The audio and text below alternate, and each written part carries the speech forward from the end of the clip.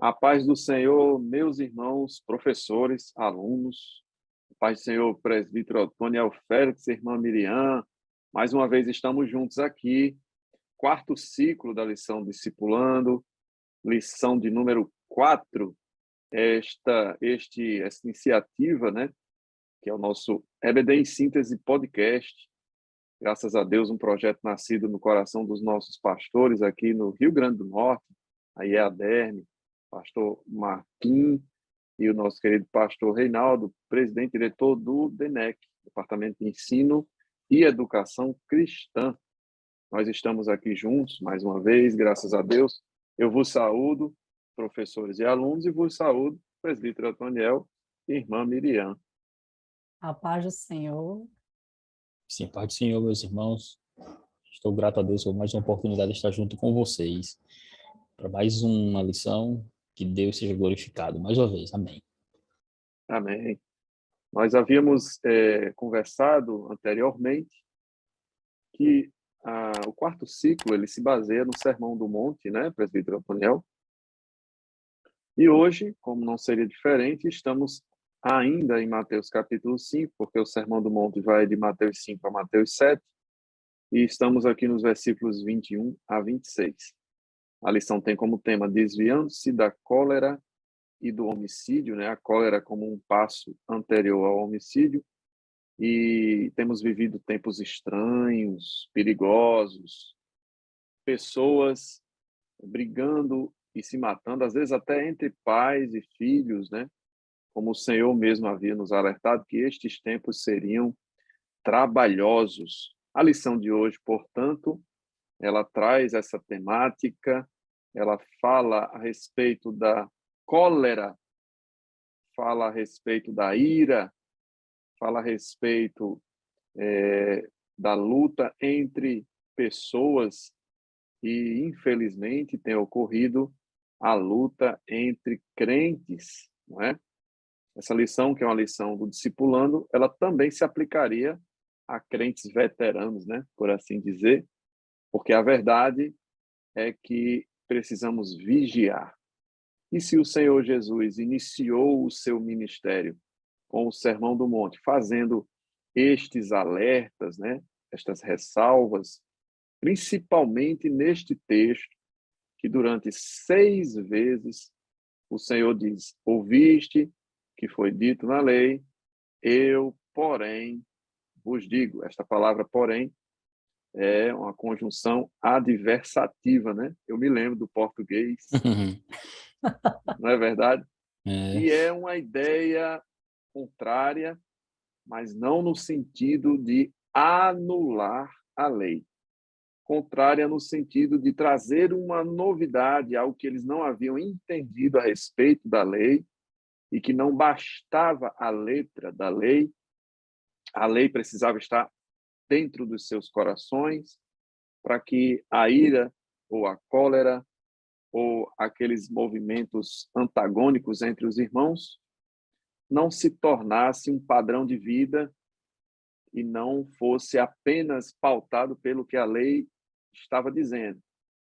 E esse cuidado é ressaltado na lição de hoje, lição que eu considero muito importante, porque traz um conceito aqui nos nossos objetivos do antinomismo, e que é um oposto do legalismo.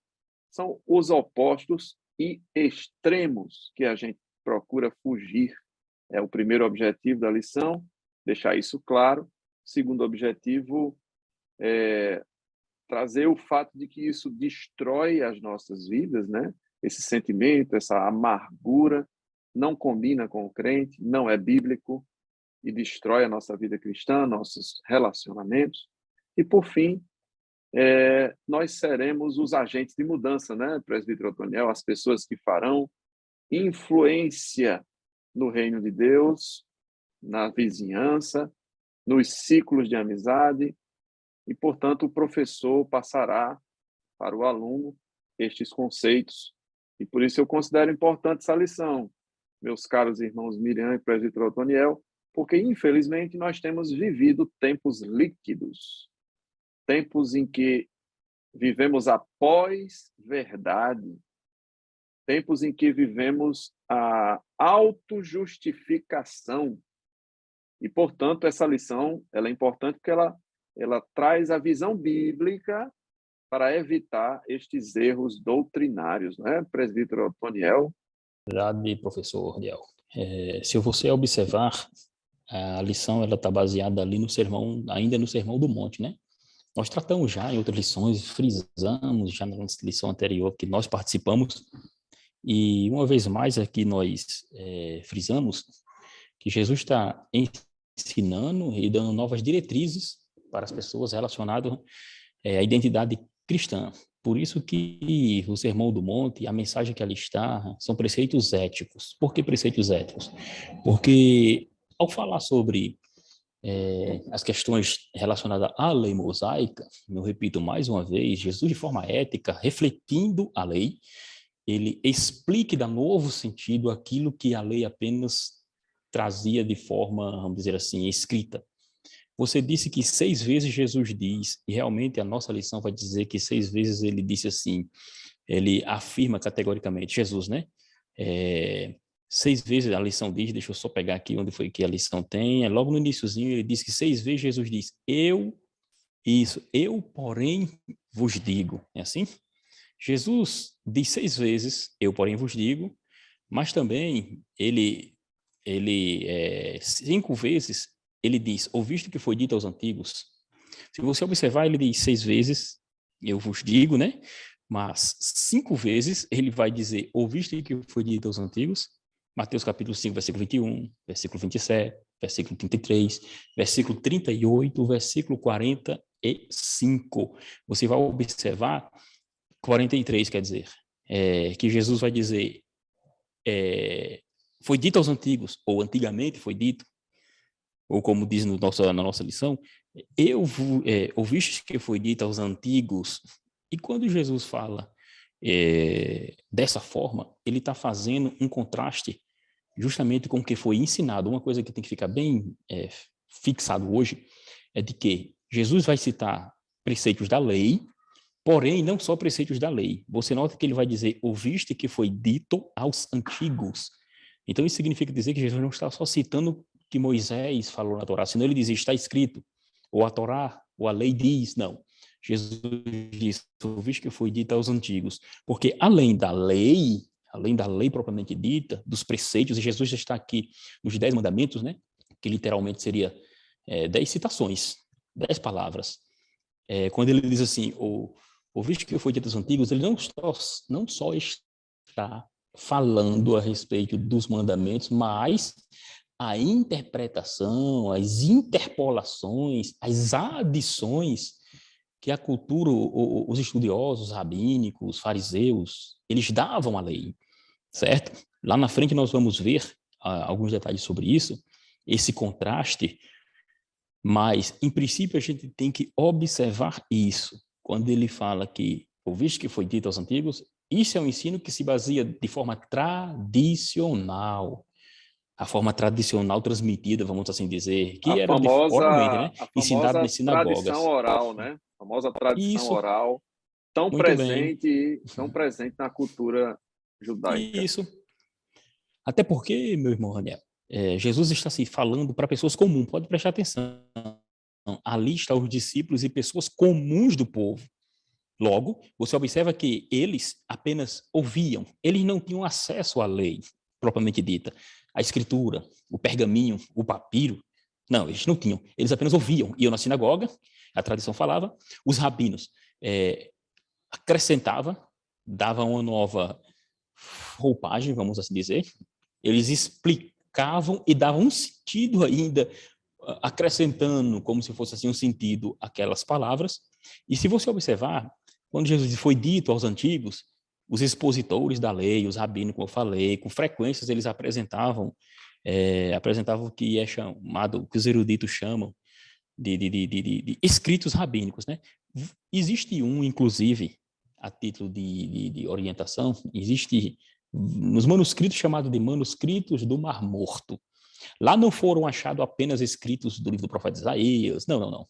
Lá também há escritos antigos, inclusive, que não faz parte das escrituras, mas fazia parte da cultura do povo. E existe um dos escritos que vai trazer justamente uma das ideias que Jesus vai trazer lá na frente, que vamos tratar aqui, e posteriormente vamos conversar, que é justamente sobre amar o próximo e aborrecer o inimigo. Para você ver que aborrecer o inimigo não estava na lei, propriamente dita, escrita, aborreça o seu inimigo, não. Estava o que? Ame seu próximo. Só que os antigos diziam dessa forma, a tradição oral passava dessa forma.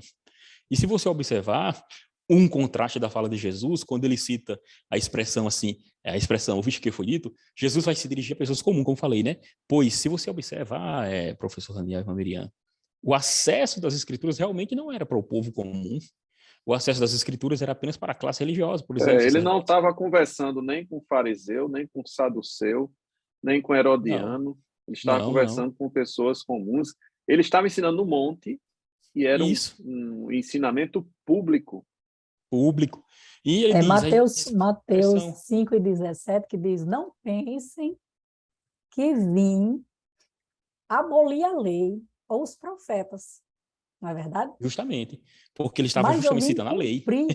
Pois é, mas eu vim cumprir. Então, cumprir. o que entende-se quando diz, ouvistes o que foi dito. Então, é algo que servia lá para o passado e continua servindo. Porque no passado, ouviste o que foi dito. Antes, era aquele cumprimento exterior que você precisava mostrar a sua obediência.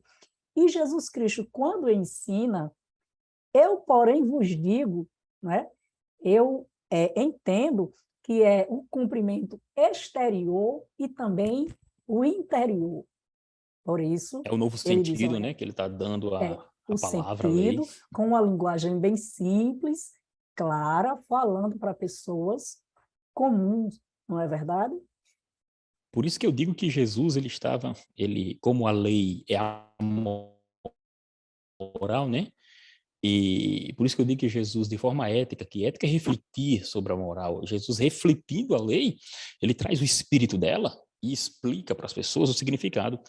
Como eu estava dizendo, só para mim não perder o raciocínio aqui, e fazer esse link que a nossa irmã Miriam falou aí, você observe que a expressão, ouviste que foi dito, vai justamente implicar que a maioria dos ouvintes, como eu falei, eram pessoas do povo.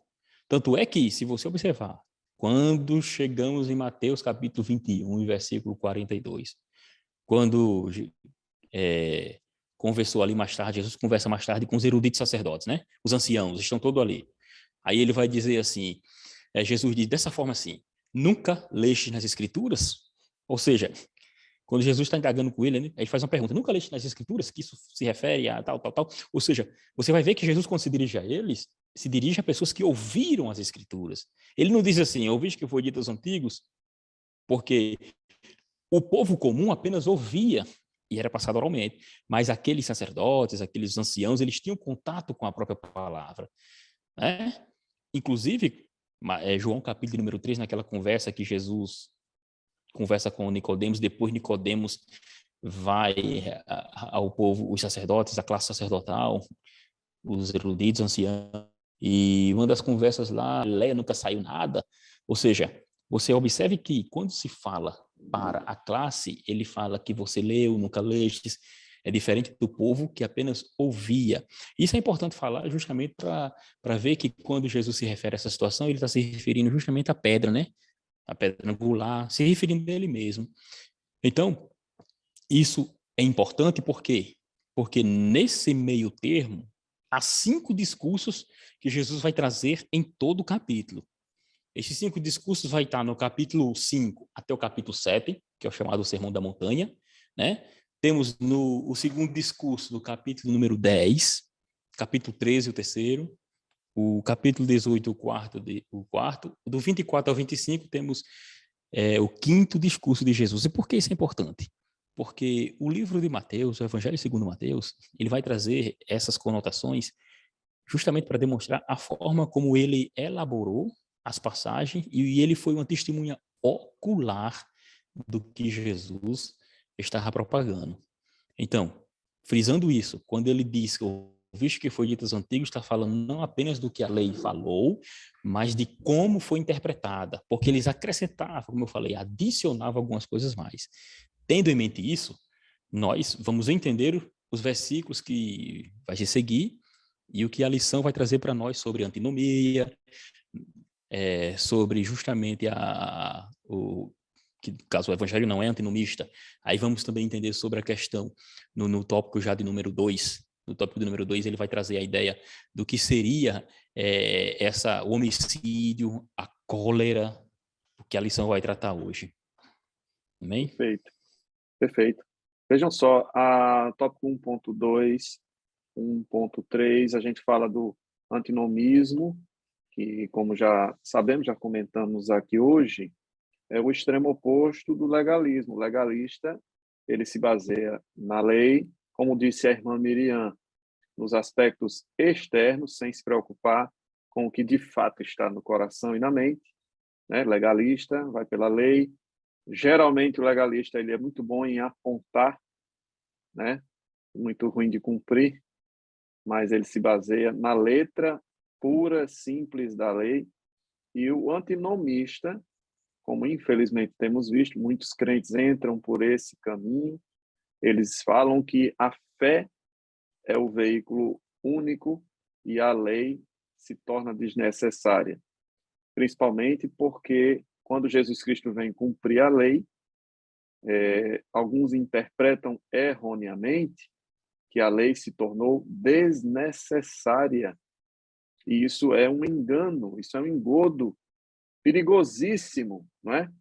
Porque ainda que a lei cerimonial não seja aplicada à igreja, os princípios da lei, elas estão presentes na vida, né, da cultura judaico-cristã até os dias de hoje. Isso não pode ser extirpado, tirado. Isso precisa ser levado em consideração. Sabemos que o livro de Mateus foi escrito para os judeus, sabemos da importância desses discursos de Jesus, dessa profundidade teológica, né, na defesa da lei, no cumprimento da lei na pessoa dele mesmo, né, como rei, sacerdote, como cordeiro expiatório. Portanto, ele estava defendendo a lei. Mais do que qualquer coisa, não cabe o antinomismo, porque a gente precisa ter a lei, e há vários versículos que falam a respeito disso, 2 Timóteo, capítulo 3, 2 Pedro, capítulo 1. A gente também pode encontrar passagens como Jeremias, capítulo 1, versículo 11, eu velo pela minha palavra para cumprir. A verdade é que a palavra de Deus, ela é a nossa regra de fé e prática, e ela tem a sua origem, né, nos preceitos divinos que são até mesmo anteriores à lei de Moisés, né? O princípio da obediência, o princípio do único Deus criador. Esses princípios são eternos, eles não são passageiros, eles não são negociáveis, eles são eternos. E, portanto, a lei, como um espelho apenas para expor o pecado, ela não foi desconsiderada, ela foi cumprida. A lei tinha 613 preceitos, né? 613 preceitos, dos quais 248 eram positivos, dizendo coisas que deveriam ser feitas, e 365 negativos, dizendo as coisas que não deveriam ser feitas. Mas os judeus, eles ainda acrescentavam, como disse o presbítero Antônio, ainda acrescentavam interpretações, e a verdade é que esses acréscimos, eles mais complicavam o que já era difícil de cumprir, do que propriamente ajudavam a prática judaica naquele tempo, né? Então, Jesus Cristo, ele, além de reafirmar a lei, ele diz, eu vou cumprir a lei, eu não vim abrogar, não vim deletar, não vim excluir, eu vim cumprir.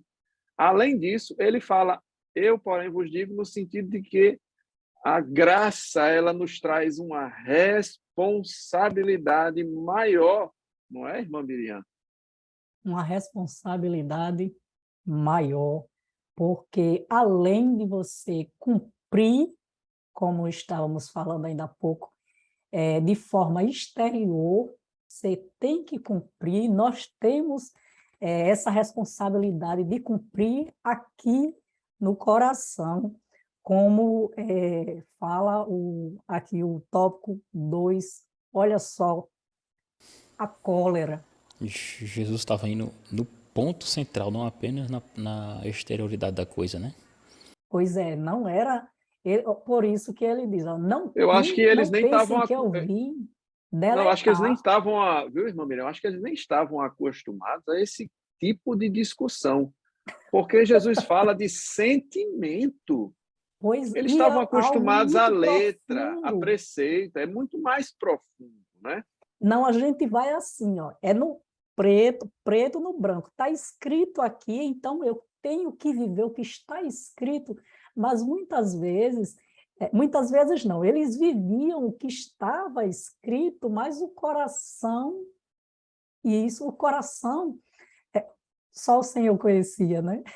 Porque só Deus, ele conhece mesmo o coração. Aí, ó, não Porque pensem o que eles tinham em mente era o seguinte, um exemplo, a prática não prática, né?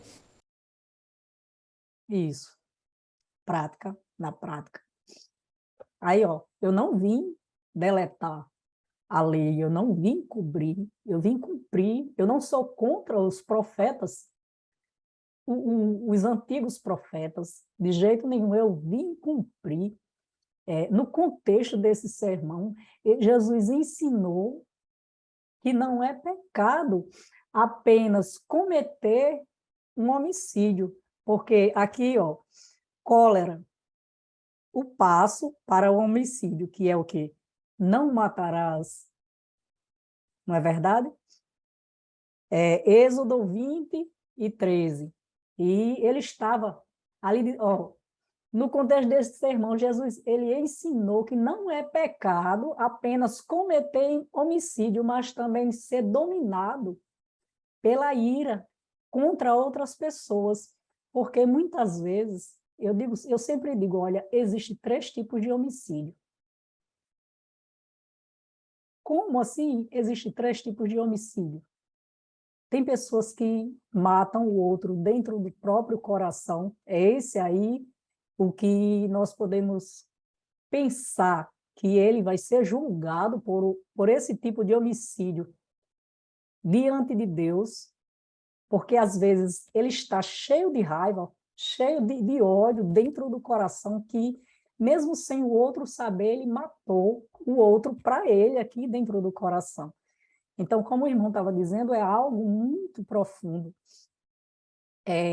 Outro tipo de homicídio, que é a morte física e a morte espiritual, não é isso?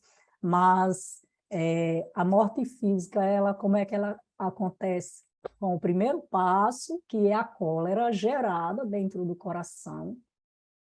É isso. Eu digo que a raiva, ela é uma semente que se enraiza a ponto de você matar o seu próximo. Aí ele não tem como ama o teu próximo como a ti mesmo, não é verdade?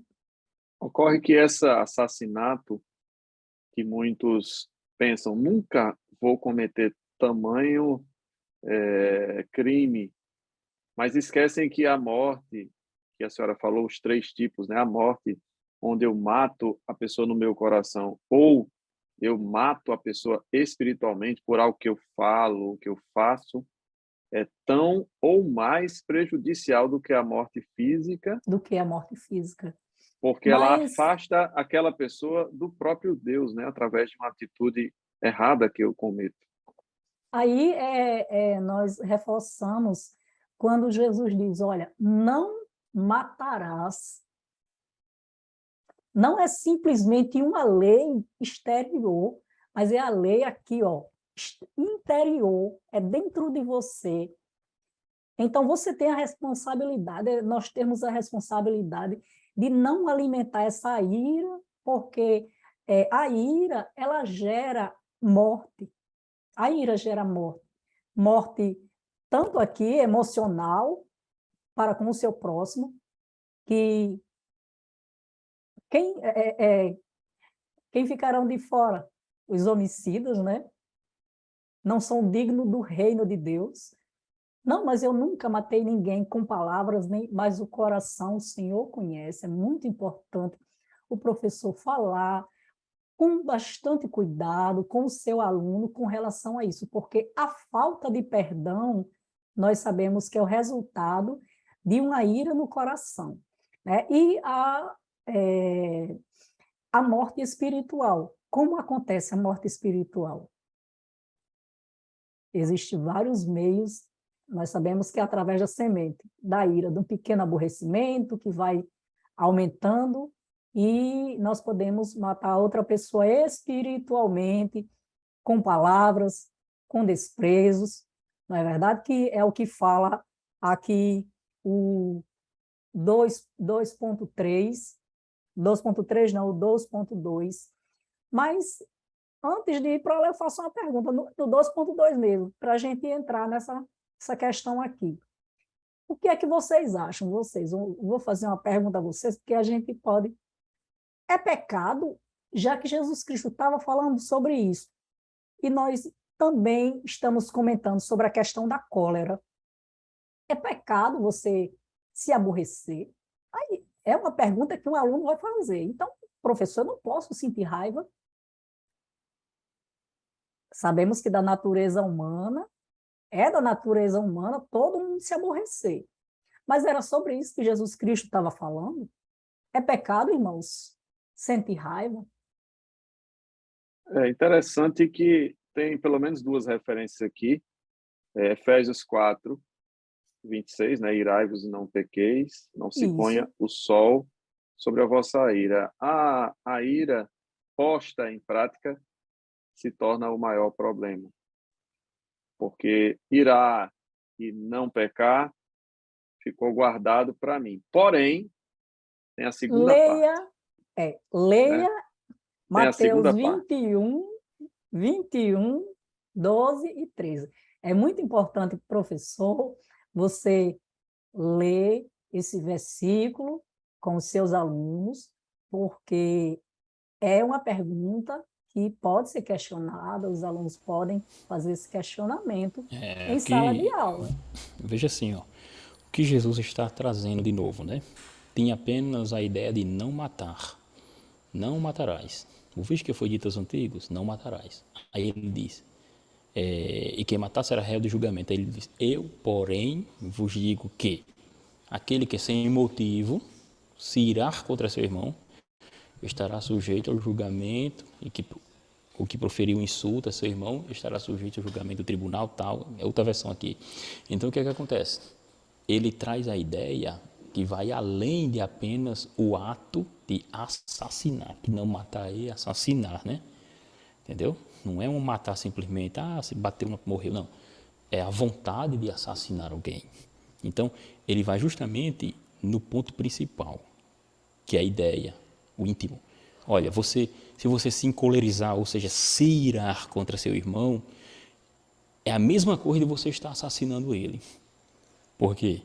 Se você ler 15 de Mateus, versículo 19, ele vai dizer que é porque é do coração que procede os intentos mais íntimos das pessoas más, que seriam homicídios, adultérios, imoralidade, roubo, falso testemunho, calúnia, blasfêmia. Ou seja, Jesus está indo não apenas da forma exterior, está tratando não apenas da forma exterior, porque era assim, eu não matei, mas lá no meu coração estou com a ira daquela pessoa, se eu pudesse eu matava. Se eu pudesse, Jesus eu justamente matava. Jesus justamente vai em faltando cima só, desse se eu pudesse. Está faltando só a oportunidade, né? É justamente isso. Se A eu tiver oportunidade, oportunidade... a cólera já está lá instalada, né? O homicídio, justamente na realidade, o homicídio... Justamente isso. Se eu tivesse oportunidade, eu praticava. Já foi cometido. Por isso que é igual. Mas ele não tornou algo...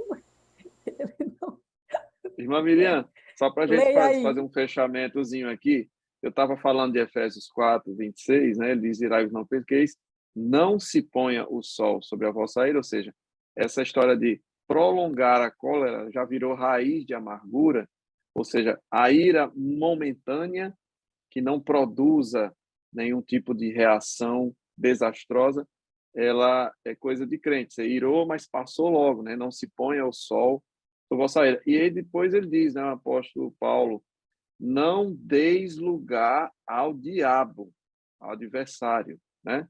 A passagem que a senhora falou, Mateus 21, 12, foi quando Jesus entrou no templo, expulsou os vendedores, né? Compravam no templo, derribou, porque eles estavam fazendo um comércio dos sacrifícios, né? Ficavam lá Isso. Então, oferecendo a mercadoria. O judeu não tinha mais nem o trabalho de levar, nem cuidar do cordeiro e tal. Ele já chegava a comprar lá no templo para facilitar é as isso facilidades que aí, a gente vê hoje, né, na vida onde eu quero, digital. onde eu quero chegar é porque Jesus Cristo, ele se irou. Como o irmão estava falando, a ira com motivo e a ira sem motivo. Ele teve uma emoção seguida de raiva. Então, é natural do ser humano se irar, se aborrecer, mas É foi como uma aquele outro questão de versículo, né? zelo. Né? O Isso. zelo da tua casa me consome. Nós Tá podemos, mais para zelo por ver um absurdo ali na sua frente do que propriamente sem uma razão de ser, sem uma razão plausível, né? E mesmo assim, a atitude de Jesus foi corrigir o erro que estava isso. ocorrendo. Então, nós podemos nos irar, nos aborrecer, mas não nos deixar vencer pelaquela ira, que seja uma ira com motivo, na verdade, com zelo, porque ele não queria que Olha, irmã a Miriam, santidade na casa do Senhor eu me virasse bagunça. coloco na posição de pai. Sou pai de duas meninas lindas, mas que quando me desobedecem, ou desobedecem à mãe, ou tomam uma atitude equivocada, eu fico irado. E qual é a reação de uma ira com razão de ser? É partir para a correção. E Isso foi mesmo. exatamente esse o sentimento de Jesus, né? Mas Corrigir não, a rota, né? mas nós não podemos, como nos instrui Efésio, como o senhor mesmo citou aí, 4 e 26, né?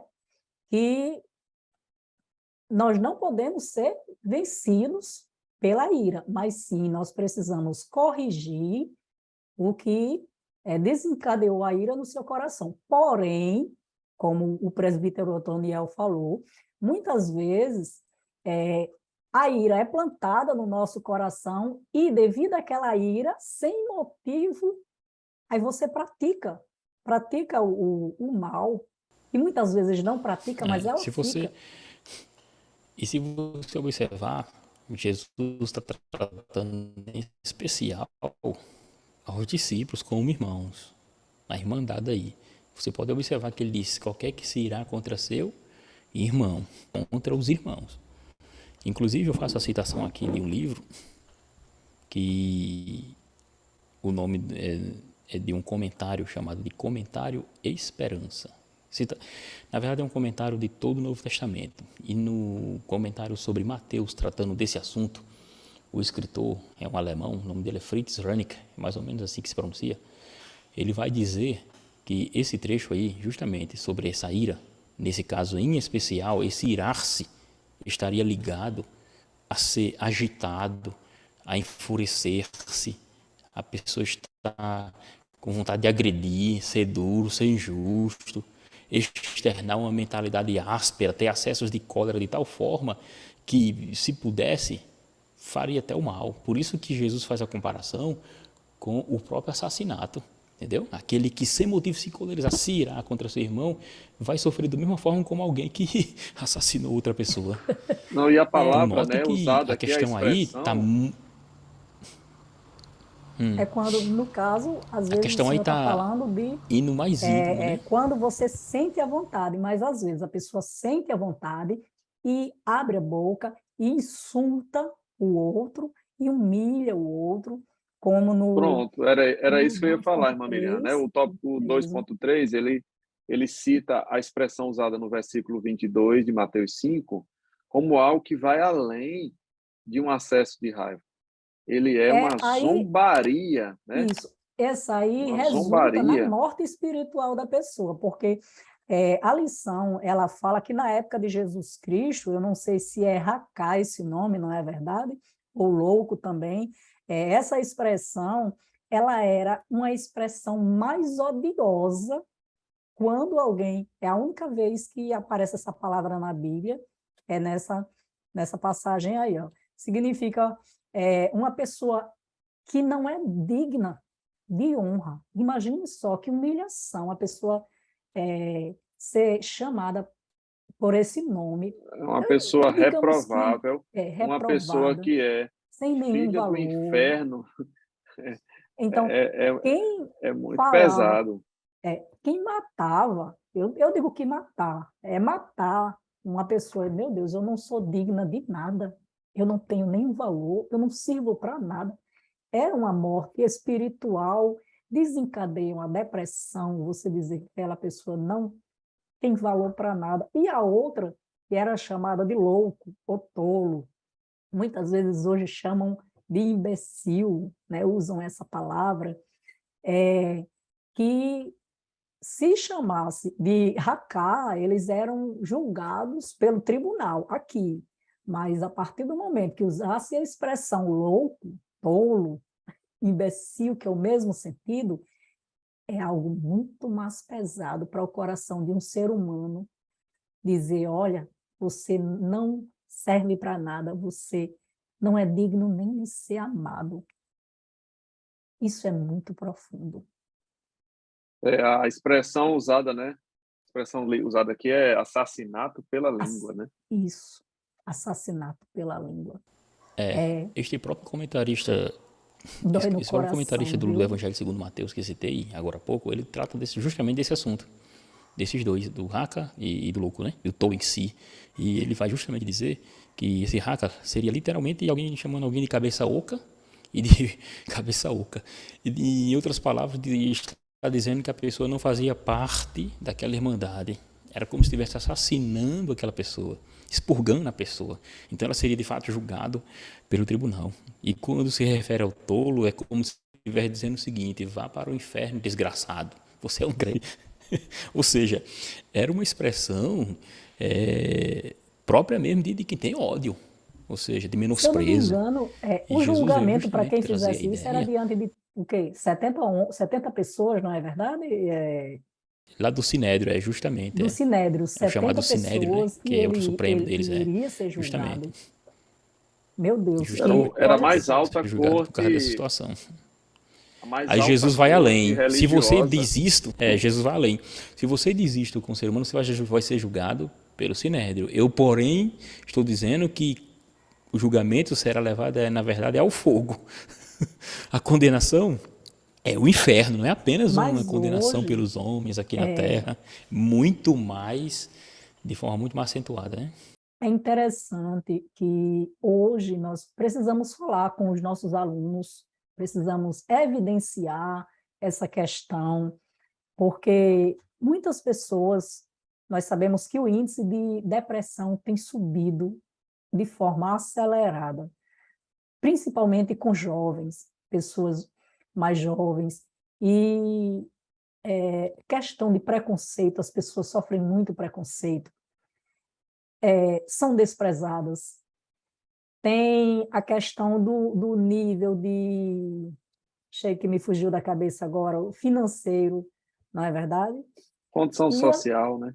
isso mesmo, a posição social, as pessoas que não, às vezes têm um talento maravilhoso, mas pela questão do nome familiar, eles são deixados de lado. E as pessoas sofrem, quem passa por essas situações é a mesma coisa de estar descumprindo, não estou cumprindo os mandamentos de Cristo, que não é aquela questão dos 10 mandamentos. Não, ela é válida, assim como Jesus Cristo tornou a responsabilidade maior. E nós precisamos cumprir essas responsabilidades, levar mais a sério essas responsabilidades. E lembrar, olha, Aqui as pessoas vão apenas dizer que você está errado, mas lá no céu, antigamente tinha o tribunal, o sinédrio, hoje não tem, mas lá no céu é Talvez nem diferente. chegue lá, né? Não, Porque Jesus fala que será lá réu no do céu fogo do não, né? inferno. É réu do fogo do inferno. Gente, aqui tem um auxílio teológico que eu É, acho por isso, irmão, interessante. por isso que, eu ia só Pode dizer o falar. seguinte, por isso que o que Jesus está tratando, o que o Senhor está tratando, vai justamente contra esse chamado antinomismo, entendeu? Vai justamente contra por quê? Porque ele não está indo contra a lei, mas ele está dando praticidade, aplicação prática à própria lei, não é assim? Porque assim, o que seria antinomismo, né? Seria na verdade a contradição entre duas proposições, né? Que seria coerente. Isso filosoficamente falando, né? E tanto juridicamente também, seria contradições de leis. Uma delas tem que sobrepor a outra. Então Jesus não estava em forma alguma contradizendo o Antigo Testamento, não. Jesus estava aplicando e indo além do que realmente o Antigo Testamento ele estava propondo. Tanto é que Gálatas capítulo 3 e versículo de número 24, o apóstolo Paulo ele vai justamente tratar dessa forma e dizer que a lei ela serviu de aio, ou seja, é como se fosse um pedagogo, né? Instruindo, levando, ele serviu de aio para nos conduzir a Cristo. Aí ele vai dizer que é para que fôssemos feitos, para que pela fé fôssemos justificados. Ou seja, a lei nos levou a Cristo. Então Jesus está dando um novo entendimento que vai além da aparência. Ele vai tratando justamente do íntimo, porque é onde começa as coisas erradas, né?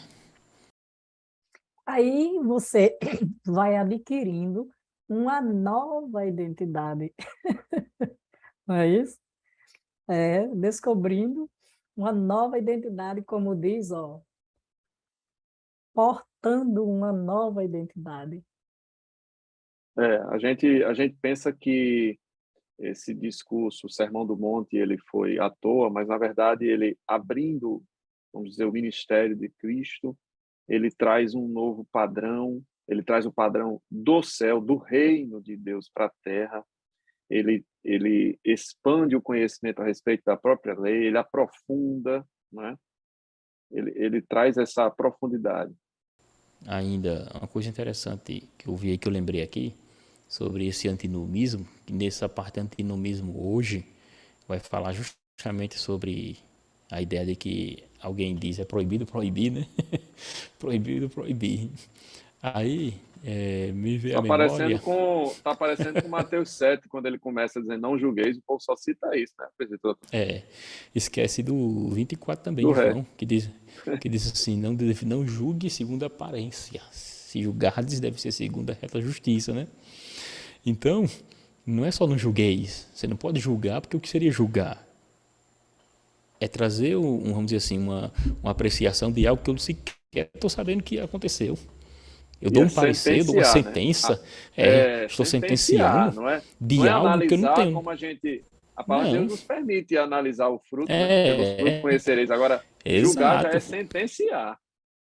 exato. Eu dou um parecer de algo que eu não sei nem se existe. É isso que é julgar. Eu não sei nem se aconteceu daquela forma, né? É julgar pela aparência. Eu vi você passando na rua, digo, eu acho que ele passou na casa de alguém. Aí eu Mas começo a dizer as coisas, eu estou julgando. o Agora, senhor se eu falou vejo certo. você praticando, eu não estou julgando. Olha É só, fato, Eu estou aplicando a fato justiça. Olha, você concreto. está errado. uma dúvida, né? Um talvez. Eu acho. Aí esse Não foi proibido uma proibir afirmação, né? justamente. Esse proibido proibir é terrível porque eu lembrei de uma seita que é uma seita chamada Meninos de Deus. Viram falar já?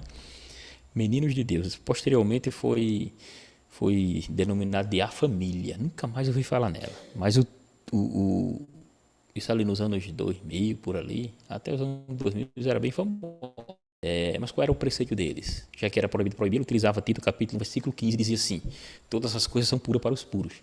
Então, o líder dessa seita, chamado de Davi, agora eu não lembro o sobrenome, mas Davi alguma coisa, ele, contudo é puro para os puros, as pessoas que vinham à seita dele, principalmente mulheres, tinham relações sexuais com eles, no púlpito lá do altar dele, simplesmente porque ele dizia que tudo é puro para o puro. Então, nada era errado nada era errado porque eles eram puros. Olha só Como como as as pessoas... sacerdotisas da deusa Diana. Eu vi aqui, presidente Mas só que professor, eles esqueceram do versículo 16. David Esqueceram do versículo Brandenberg. 16 de Tito 1,15. Isso.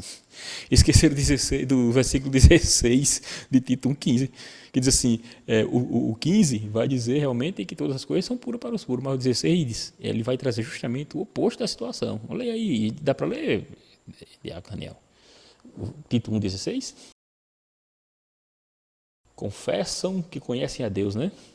Começa assim, ó. Confesso que conhece a Deus, mas negam-no com as obras, Olha, sendo abomináveis e desobedientes e reprovados para toda a boa obra. E aí nós não estamos falando de julgamento, nós estamos não, falando de atos pecaminosos isso, notórios. isso. Não é julgar. É dar um Existe essa parecer daquilo que distinção, está se muito vendo. clara. É, Distinção é justamente. clara. O Agora, problema é que as pessoas, eles só dizem isso aí, não julgueis para que não seja julgado, né? Não julgue para você não ser julgado. Mas Vamos eles, como eu traduzir, falei, é assim, eles se me esquecem deixe de pecar em João. paz, né?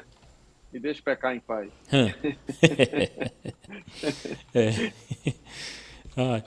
Não me atrapalhe não, né? Não me atrapalhe. Deixa eu quieto, me atrapalhe Ou não, deixa eu seja, seguir minha vida aqui. mas Jesus também diz, né? Salvo engano, em capítulo 7, versículo 24 do Evangelho segundo João, que ele vai dizer: se julgardes, julgue segundo a reta justiça. Então não é proibido julgar, é proibido julgar sem motivo algum. Se você vai até se colerizar contra o irmão, né? Não é verdade? Sim. Então, João 7,24. Não julguem isso apenas mesmo, pela né? aparência, mas façam julgamento justo, né? Pela reta justiça, né? Dependendo da versão. É onde entra, aí para concluir, fechar esse ponto aqui, é onde entra justamente que as pessoas confundem lei e graça. As pessoas confundem a lei com a graça, né? Achando que uma coisa é oposta à outra, porque criou-se a ideia de que a graça vai fazer com que você, vamos dizer assim, excluímos assim da própria lei, e não é assim. A graça de Deus é eles apenas um acham que a favor de graça Deus anulou dado a a cada um lei, de nós. a obrigação, E né? não é. Não. Aí, se A a lei gente for de falar Hebreus nisso, vai 7 e dar uma outra 14. lição, viu? Porque Mas inventaram uma tal de hipergraça. Aí Ixi, eu vejo um comentarista que diz assim, a graça de Deus já é hiper, né? Não precisa disso. porque se É graça porque, for um às favor, vezes, nós vemos tantas pessoas dizendo: irmão, o diácono Ramiel ainda vive a época do Antigo Testamento. Né? Quando eles falam aí, a Antiga isso é Aliança, um erro. agora nós temos que viver. Isso é Eles um Eu erro. anulam. conheço pessoas, irmã Miranda, que dizem assim, se for para pregar, eu nem prego nada sobre o Antigo Testamento, eu só prego de Já, Mateus para frente. Mas não é Isso assim. é um erro porque olha só, não é porque toda a escritura é inspirada, Sim, isso segundo Timóteo mesmo. 3,16. Esse Então complemento, a por questão aqui, exemplo, não matarás, eu não vim anular. O Senhor diz: eu não vim anular, eu não vim deletar, eu não vim destruir, eu vim cumprir. Então, isso, foi ele veio apenas um cumprir. complemento. Lá está, não matarás, e ele o exterior, e ele diz: agora vamos trabalhar o interior, a responsabilidade. Agora eu vim mostrar que existe uma Isso. responsabilidade para o que A foi lei é dito cumprida em Cristo. antes e o que eu vos digo agora, né? Aí Isso. é o que 7 e fala sobre 14 a de questão. Hebreus. O precedente mandamento é abrogado pela sua fraqueza e pela sua inutilidade. Ou seja, o escritor aos Hebreus, fazendo aquele contraste com o Antigo Testamento, porque havia judeus querendo voltar à antiga aliança, ele vai trazer a ideia de que esse mandamento, o mandamento que ele fala lá, é justamente esses preceitos da lei, os preceitos que traz a morte, porque Paulo vai dizer que não conheceu o pecado senão pela lei. Então, a lei em si, ela é boa, santa, justa, o apóstolo Paulo diz, e a lição está trazendo isso. Mas ele faz o contraponto de que em Jesus, que cumpriu a própria lei, se eu estou nele, eu cumpri a lei, então essa lei não me atinge. É basicamente isso. Então, graça de Deus nada mais é que esse favor que em Cristo o Senhor nos justifica e nos tornamos cumpridores da própria lei. O livro de Paulo aos Romanos fala muito sobre a justificação. Eles fecham a mente para entender essa situação, presbítero Antoniel. Eles fecham a mente, eles acham que porque eles se estando esquecem. em Cristo, eles podem matar, né? Pode tudo. Esse é um problema. Porque a lei abrogada são leis cerimoniais, sacrificiais, né? Porque Não não são precisa preceitos mais morais que são eternos, de levar a inclusive. oferta ao altar, como E Me isso permitam fazer é um isso que foi comentário sobre cumprido. isso. Permitam isso fazer um mesmo. comentário. Hum, A gente fala de lei, e eu tenho como um parâmetro interessante o Salmo 51, escrito pelo rei Davi, que diz o seguinte: ele estava sob a lei, viveu a lei, portanto, ele não tinha a facilidade do ensinamento de Cristo, que viria muitos anos depois. Mas a experiência que ele teve com Batseba, com o profeta Natã, expondo o seu pecado e vendo que ele cumpria toda a cerimônia da lei, os sacrifícios, as ofertas, os cultos. Mas quando ele recebeu a repreensão de Deus a respeito do que ele tinha feito, né, com o marido de Batseba, aquele crime hediondo, né, ele mandou literalmente o homem para a morte, né? E ele diz uma coisa que eu acho interessantíssima.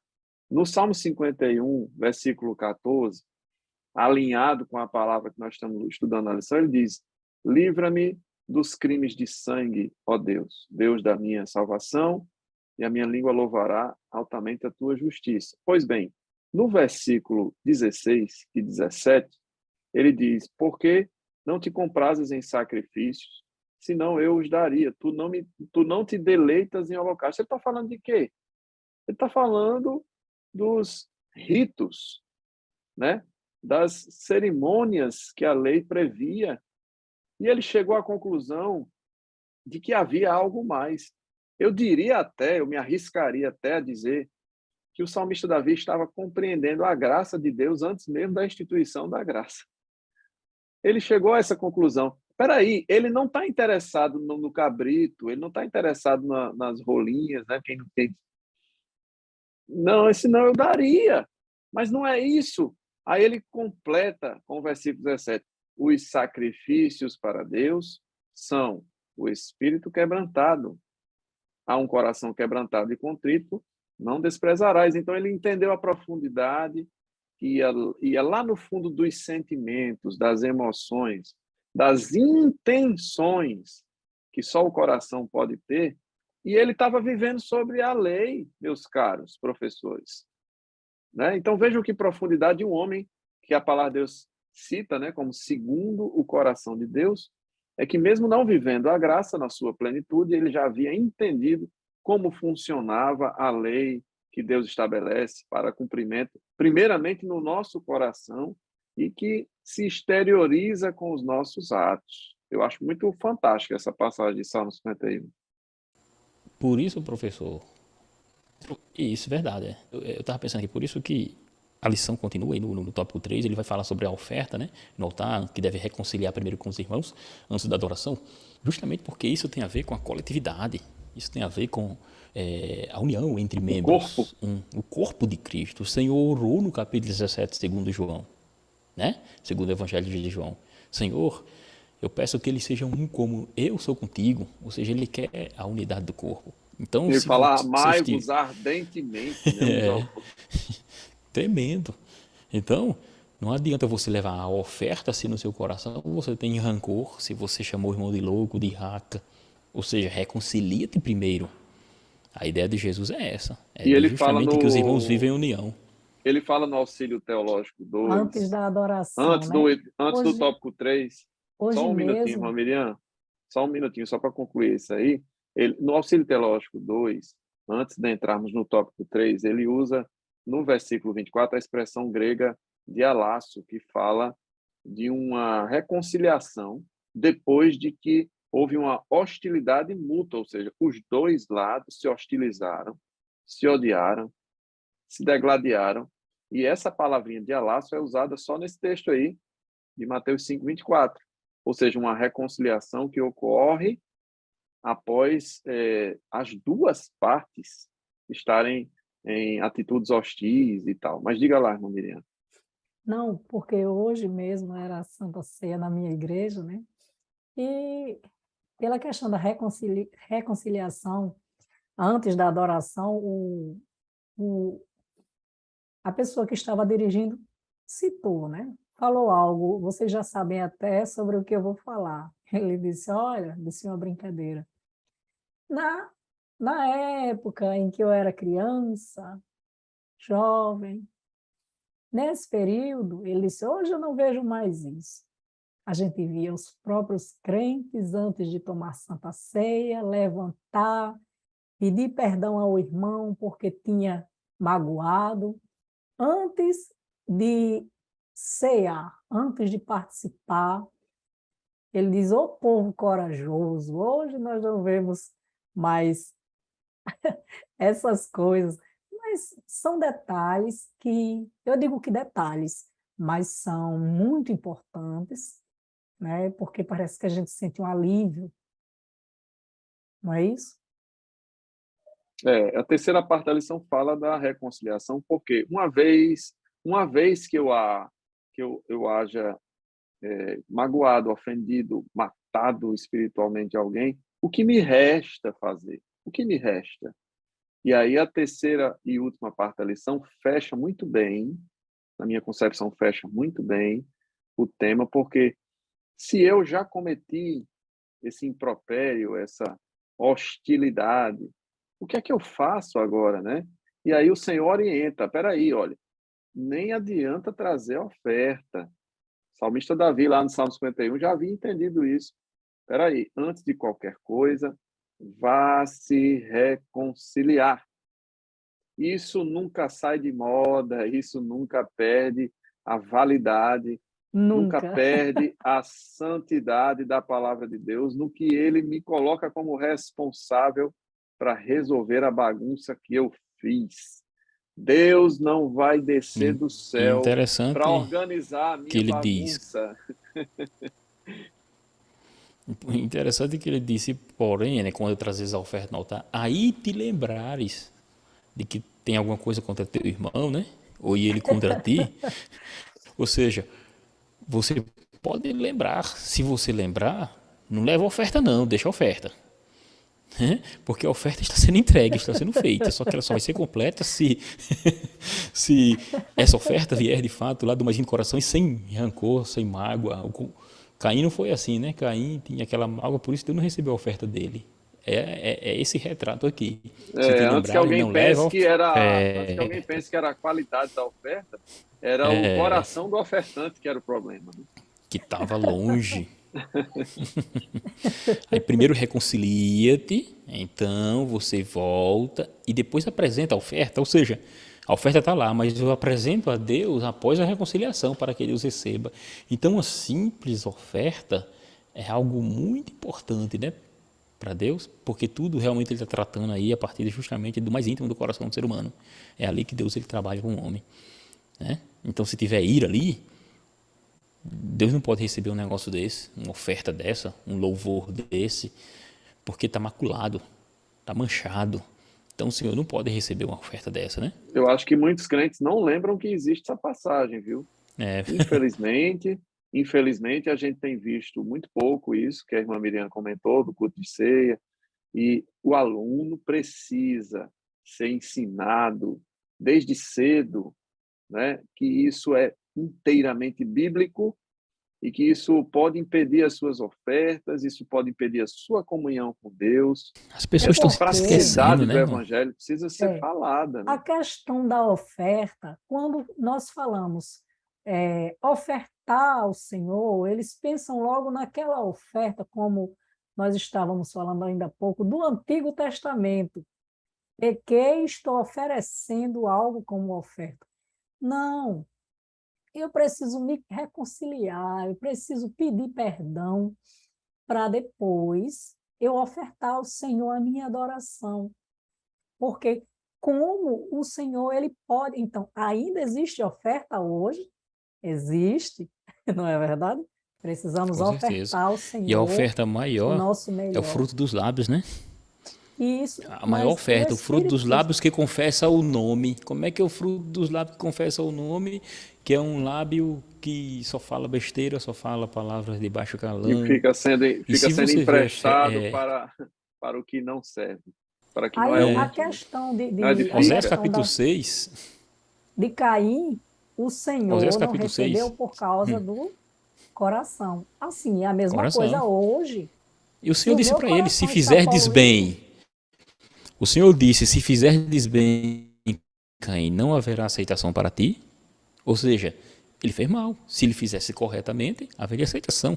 Por isso que o versículo que eu ia citar, de Oséias capítulo 6, versículo número 6, vai dizer que porque eu quero misericórdia e não sacrifício, misericórdia quero e não sacrifício, e o conhecimento de Deus mais do que holocaustos. Ou seja, o que Deus quer é a misericórdia das pessoas. Essa irmandade, né? É bom que os irmãos vivem em união. É como óleo que desce sobre a cabeça e desce sobre a barba de Arão. Ou seja, está falando da comunidade judaica através do sacerdote, onde havia o derramado óleo e o sacerdote representando o povo. Consequentemente, ele leva a bênção para o povo. Então, quando não há essa união, não tem como ser abençoado. Perfeitamente. Esse Não é não? encerramento aí, eu fiquei curioso de ouvir o senhor, que é da área jurídica, o último tópico antes da conclusão, item 3.2 da lição, o cristão e os processos legais. Misericórdia, irmão, misericórdia. Olha, processos legais, né? os irmãos rasgaram 1 Coríntios 6. É isso mesmo, A presbítero pergunta Daniel? que se faz, mas a pergunta que se faz é, você pode levar, colocar um irmão na justiça, né, como a gente diz literalmente assim, entre aspas, colocar no pau, o povo diz, né? Vou botar no pau. Palavra meia, mas essa é uma palavra mais comum que a Feia, gente escuta. mas é comum.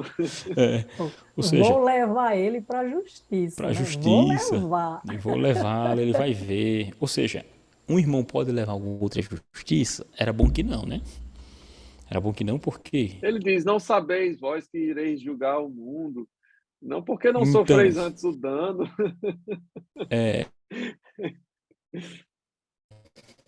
porque a ideia do apóstolo Paulo é trazer quando os irmãos estão brigando juridicamente, há escândalo.